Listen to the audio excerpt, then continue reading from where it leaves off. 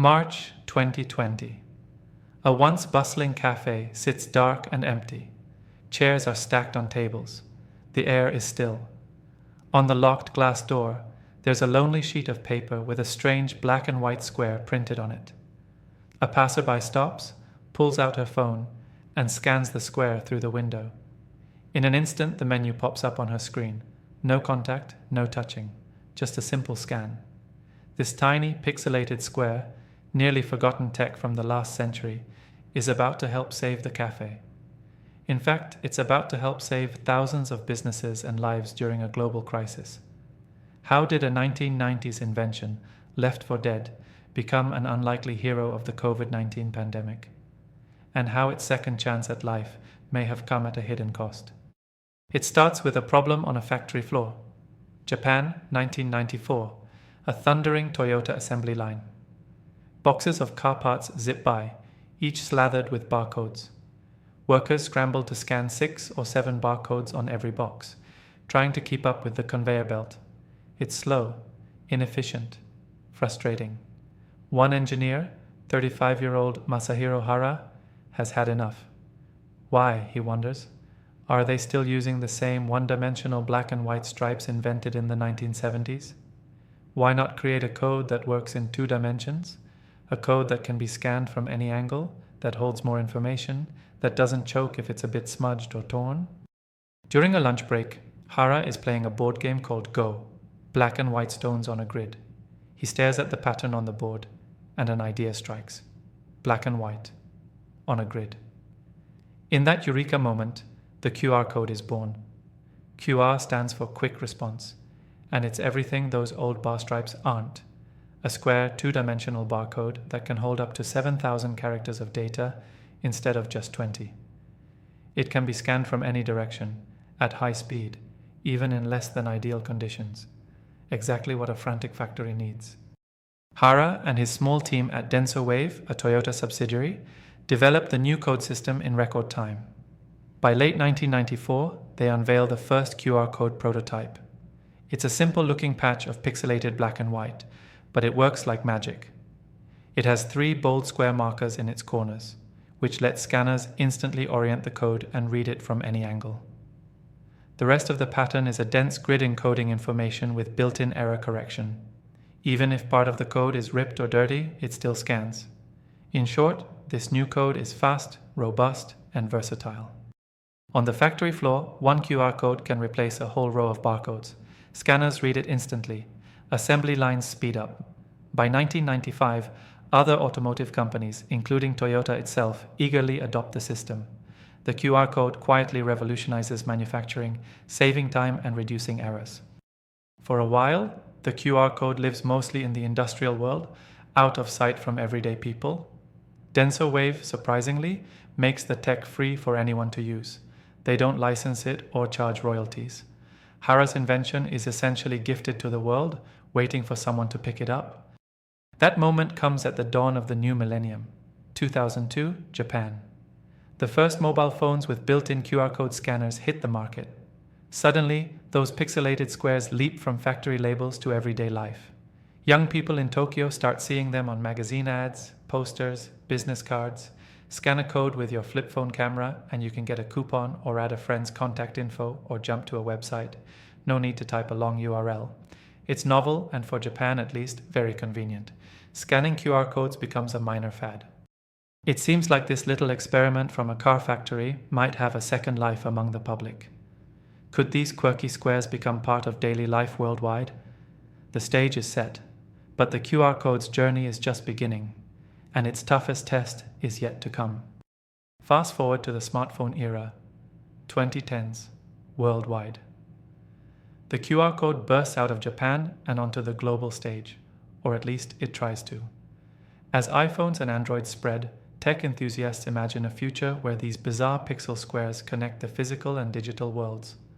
Marketers jump on the bandwagon, plastering QR codes on everything from magazines to billboard ads. Scan a code on a poster and it might take you to a music video or a special offer. For a moment, QR codes are hyped as the golden ticket to bridge offline and online marketing. But that moment doesn't last. In the West, the QR code's first attempt at popularity is, frankly, a flop. The reasons become clear pretty quickly. Back then, if you wanted to scan a QR code, you needed to download a special app, and many of those QR scanner apps were clunky and crash-prone. Picture this.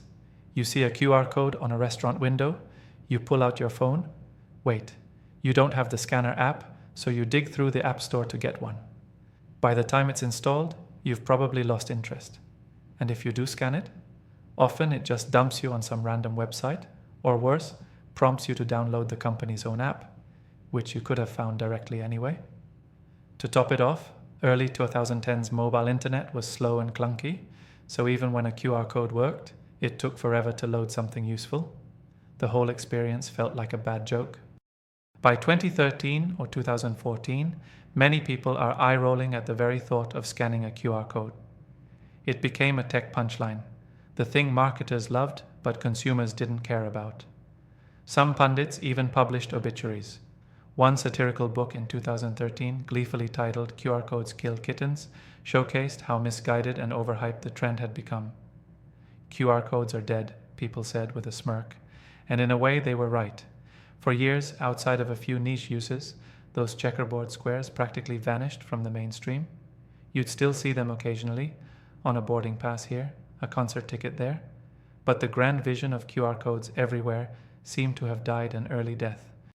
Ironically, in other parts of the world, QR codes quietly found success. In China, for example, they became huge.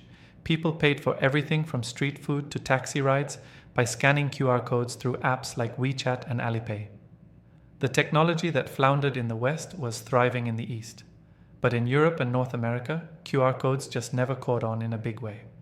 Then, a subtle change set the stage for a comeback. 2017.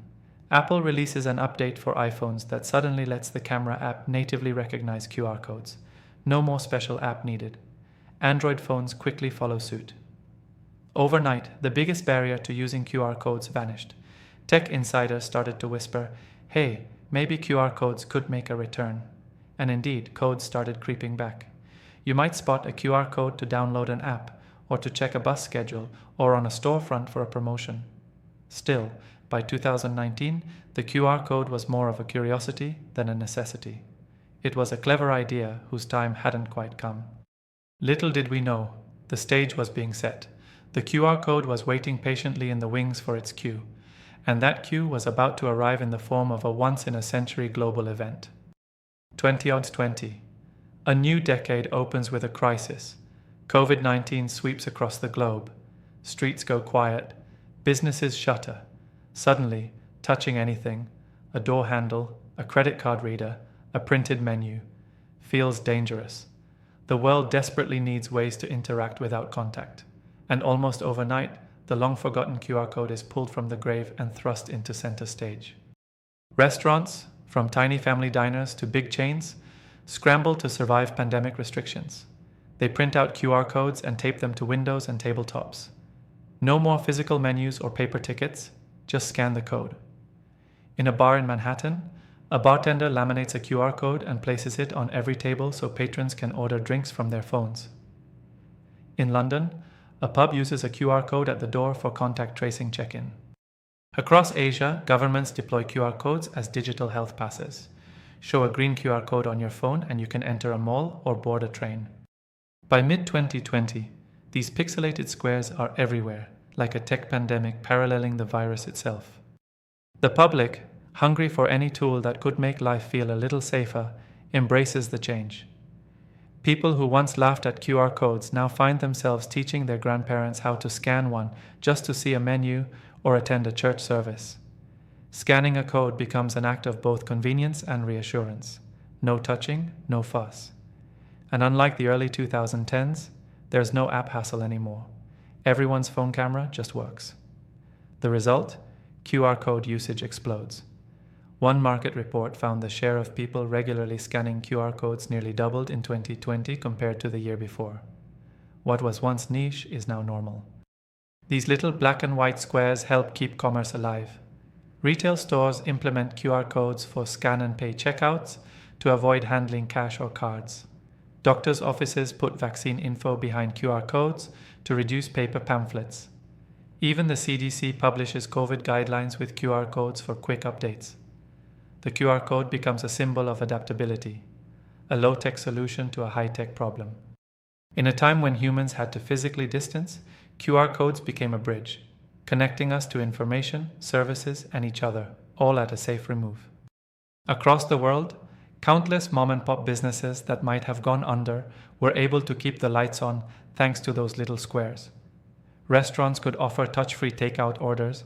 Boutiques sold products via quick scans on curbside posters. The nearly forgotten gimmick had become an unexpected lifeline for commerce and community. As the pandemic wears on, scanning a QR code turns into second nature for millions. By 2021, it's routine. You scan to pull up a restaurant menu, scan to check into the office, scan to show your digital vaccine passport.